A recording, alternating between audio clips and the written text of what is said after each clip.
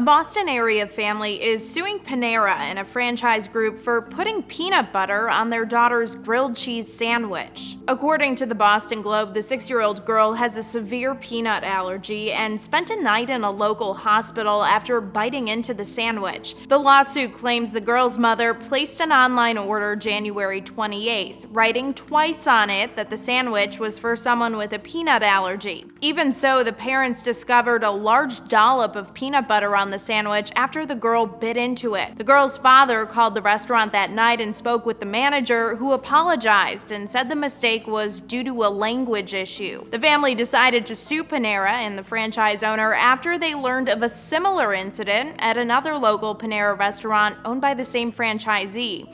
Panera did not reply to the Globe's request for a comment, but one of the franchise operators told the paper that doesn't sound feasible. 1 in 13 children has a food allergy, according to Food Allergy Research and Education. For Newsy, I'm Lauren Stevenson.